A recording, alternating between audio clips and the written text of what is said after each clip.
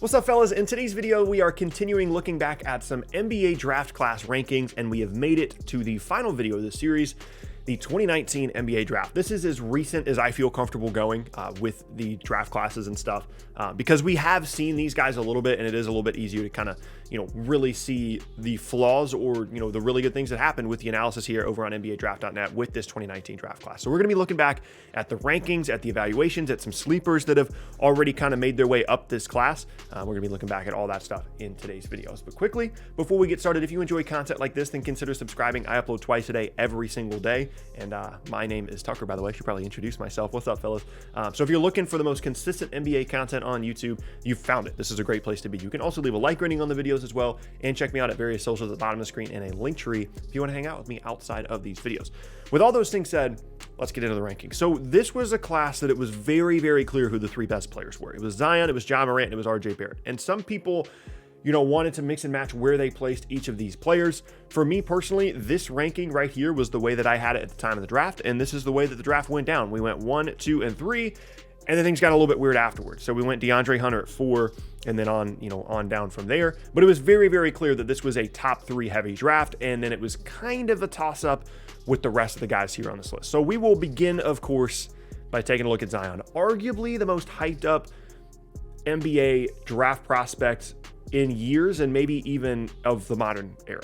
Ranked as a 100 overall player. Let's see what they have to say. NBA comparison, Charles Barkley and Blake Griffin. I actually really like that Blake comparison because in college, I think Zion showed like a good amount of passing ability, and that was something that Blake did really, really well. So I really do actually like that comparison. Typically, these comparisons are not very good, if I'm honest. And of course, it talks about the athleticism. It talks about the fact that he is so big, but still so explosive. Weaknesses, playing style and weight puts a lot of pressure on his legs and feet, and injury concerns were a concern at the time of the draft, and they continue to be for Zion. He's been really good this year, and he hasn't really missed many games, but this was always going to be a concern for him and continues to be one. Needs to continue to lose some weight to maintain that athleticism, but he has been really, really good this season when healthy. And so I would argue that as good as Ja has been, if you're looking at upside, I would argue that Zion should still be number 1 in this class. But I don't think you can go wrong with either one of them. And I still like RJ Barrett a lot as well. I think now, it's really difficult to make that much of a evaluation based off just a season and a half, especially considering that Morant has had injury issues this year. Zion had injury issues last year. Morant, of course, won Rookie of the Year, so if you want to put him at 1, that's fine. I think they're 1A, 1B right now. NBA comparison for Ja Morant is De'Aaron Fox. I kind of like that one too. These comparisons are good. I would say he's a better at the rim athlete than De'Aaron Fox. De'Aaron Fox is faster, but I think Morant is a better at the rim athlete.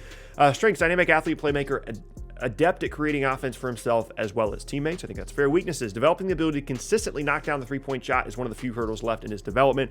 He showed progress in that as a rookie, and if that becomes a consistent part of Ja Morant's game, then everything, it's over. He has everything else. He has literally everything else in his arsenal that he needs to. So if that becomes a consistent part of his game, then Ja Morant is going to be one of the best guards in the league moving forward. This was probably the most interesting guy in the entire draft, though, and it was RJ Barrett, because prior to his freshman season at Duke, this was the guy. This was the number 1 pick in the draft, and he had done some really, really good stuff in international play, went to Duke, and had a good but not great season, and it kind of turned some people off of him. NBA comparison, Chris Middleton / Danny Granger is kind of a bigger wing that can create like Danny Granger a little bit and score, but also has that defensive ability and that size that Chris Middleton brought to the table or brings to the table. I don't love those comparisons, but it's, still an interesting one to take a look at. And I think RJ Barrett's NBA career to this point has gone about the way you would have expected. He hasn't exploded onto the scene, but he's been good. And there's so much potential there with him moving forward because of the size. If he can continue to work on his passing vision, he can be a really, really good player. And that would be awesome for New York if he turned out to be one. Very, very much, though, still kind of in wait and see mode about RJ Barrett. And I think it's fair to put him at 3rd in this class. But now after that, it's literally everything is up in the air. They have Kobe White ranked as the 4th best player in this class.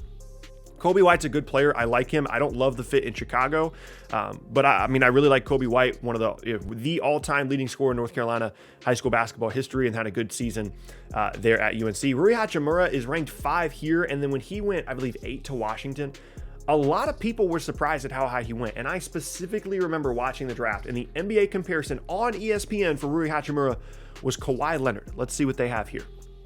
Please don't be Kawhi. NBA comparison, Antoine Jameson. That's beautiful. That's a perfect comparison for Rui Hachimura. He's a solid, ideally, the ideal circumstance for Rui is he becomes a solid scoring forward that can shoot in the mid-range. He can knock down some threes. He's got some off-the-dribble game. That's a beautiful comparison. They compared him to Kawhi Leonard on ESPN Draft Night, and I lost my mind. Next up now, 6 is DeAndre Hunter, who went 4th in this class and is supposed to be the prototypical, 3-and-D guy with size. He can knock down shots. Had a really good season at Virginia before coming out. NBA comparison, OG Anunoby. I think that's fair. Thaddeus Young, that doesn't make a ton of sense to me, but I like the OG Anunoby comparison. And, both picks that Atlanta made in this class, whether it be Hunter or Cam Reddish, we'll get to later, the mindset was the same. They wanted to get wings that could defend and can shoot because they felt like they already had the offensive creation with guys like Trae Young and John Collins. And that mindset was fair, and it just depends on whether or not these guys are going to pan out long term. Then we've got Darius Garland here. Nazir Little ranked all the way up at 8. That is a high ranking, I think, for a lot of people. Nazir Little went late in the first round to Portland, I believe. Just recently had a pretty good game, though, as the recording of this video. NBA comparison, Gerald Wallace. I could see that. It's so tough, though, because we just haven't gotten... Okay, we apparently have switched to the 2021 class.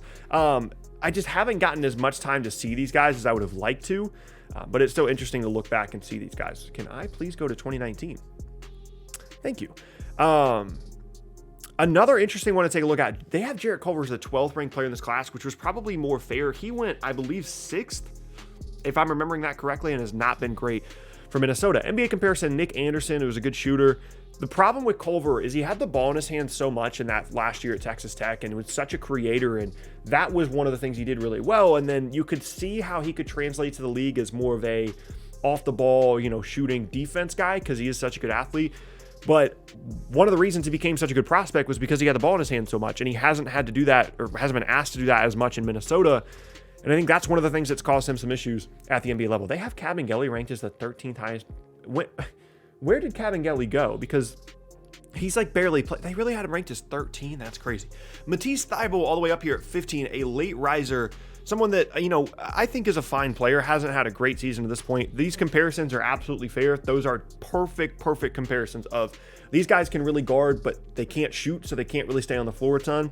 And if that continues to be an issue for Thybulle, that's going to continue to be the case for him throughout his career. Cam Reddish is another interesting one to take a look at here as well.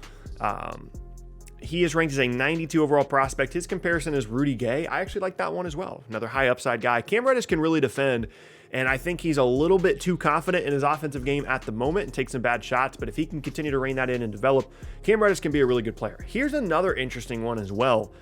There's a hint. Wow. I actually forgot about this. Tyler Hero is ranked all the way at 26. That's crazy. So there's 3 guys we need to talk about here. It's PJ Washington, it's Brandon Clark, and it's Tyler Hero. Let's talk about PJ Washington first. We'll save Tyler Hero for last. So PJ Washington, NBA comparison, Carl Landry, he comes to Charlotte, and the thing that immediately stands out is wow, PJ Washington is knocking down a ton of shots. He's a nice little fit there in Charlotte, has been a good player for them, as provides them some size. If he can continue to shoot well, he's going to be good. Brandon Clark, probably the steal of the draft last year. NBA comparison, Jordan Bell, he's been much better than that. I don't know what his fit is long-term in Memphis or in the league in general. He's kind of a weird positional fit, but if he continues to be an uber athletic combo 4-5 that can, scores everything at the rim, has a nice little floater in between game, and is just a crazy high energy guy, he's going to have a long NBA career. And then Tyler Hero ranked as the, 26th player in this class. He goes in the lottery, has some big moments in the playoffs for Miami, and now is... according to some Heat fans, one of the most valuable young trade assets in the entire league, and is having a good second season there in Miami. NBA comparison, Nick Stauskas and Joe Harris. So honestly, the Nick Stauskas thing is kind of fair because Nick Stauskas coming out of the draft, I thought was going to be good. And it just didn't translate. Hero has more quickness and athleticism than those guys, and I think that's what separated him to this point in his career. He never should have been ranked 26 in this class. He shouldn't have been behind, Okpala, Romeo Langford, even Thybulle. He should have been significantly higher. That's kind of crazy. He's all the way down at 26. Apart from that, Cameron Johnson, I think he went 10th, and people hated that pick. He's been fine for Phoenix, all the way down at number 30. That's crazy. Kevin Porter is a talented player, but has bounced around, unfortunately for him. Apart from that, I'm not sure there's anything else unless I'm completely blanking on somebody, I don't think there's anybody else to really take anything away from here. Yeah, so that's going to be the end of the video, man. I love looking back at these draft class rankings. It's such a difficult thing to evaluate, and so looking even just a year and a half later at some of these rankings is super, super interesting. So hope you guys enjoyed the video. If you did, leave a like rating on the video. You can check out more from me at the boxes on screen and the channel as a whole. And yeah, hope you guys enjoy the rest of your day, and I will see you all next time.